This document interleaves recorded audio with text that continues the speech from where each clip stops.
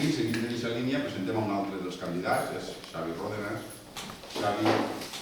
és enginyer forestal i una de les veus més autoritzades en matèria mediambiental de la comarca i del país. Amb la nostra proposta electoral, que teníem ja elaborada per a l'alqueria de la Torre dels Pares. L'existència de l'anella verda, no de l'anella verda que han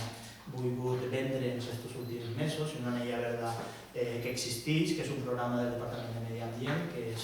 una anella verda que estructura tot el municipi perquè va per fora de la ciutat, no per dins. Aquest és el primer pilar en què s'assenta el projecte. El segon seria l'existència d'una xarxa d'horts urbans que també està en marxa i que s'inaugurarà en breu i que és una xarxa en la que hem participat molt activament des del Fòrum 21. I la tercera és l'existència de la necessitat d'una política agrària d'agricultura ecològica que no existeix, no ha existit mai a l'Ajuntament de Gandia ni a les polítiques municipals. Per tant, fonamentats en aquests tres pilars es desenvolupa el projecte que us hem repartit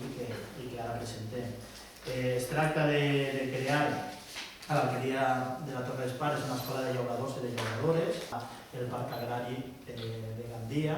que és una iniciativa que pretén anar sumant propietaris al voltant de l'alqueria dels Pares i de la base de Vivancos per a que facin agricultura ecològica i que juntament amb la formació que donarà l'Escola de Llauradors i Llauradores de l'alqueria de la Torre dels Pares podrà oferir, podrà posar a l'abast d'aquesta gent que s'està formant tot un seguit de terra que podrà posar-se en funcionament sempre i quan siga amb l'agricultura ecològica. Així doncs, se genera també un banc de terres que pot estar tant obert per als propietaris que vulguin participar com per a gent que ja tingui aquesta formació o que estigui fent ja agricultura ecològica. I tot aquest banc de terres anirà generant en poc de temps, contem que en un parell d'anys ja pot generar una quantitat d'agricultura ecològica important i de productes per tant ecològics importants que poden anar donant abast a totes les escoletes i totes les escoles, els seus menjadors de la ciutat i del municipi amb productes ecològics que ara per ara no existeixen més que diversos productors que amb molta bona voluntat i molt poc recolzament estan oferint aquests productes. N'hi ha molt poc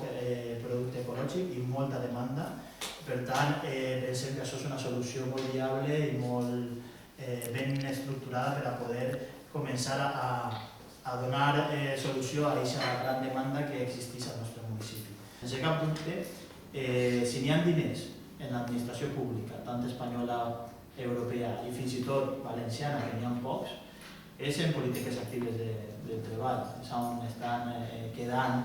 les poquetes possibilitats de finançament públic. I aquest projecte està lligat plenament al treball actiu, a la generació d'economia i per tant és un projecte que pensem que molt fàcilment podria tindre finançament. Pensem, sí que tenim una proposta concreta que és, evidentment, des del nostre punt de vista, molt interessant, que és absolutament compatible amb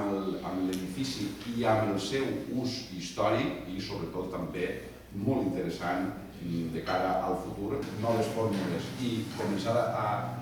d'alguna manera, introduir-nos d'una manera molt més contundent en el futur que és l'agricultura ecològica, necessàriament, si no d'una manera immediata, sí a la llarga, crear moltíssims més llocs de treball que no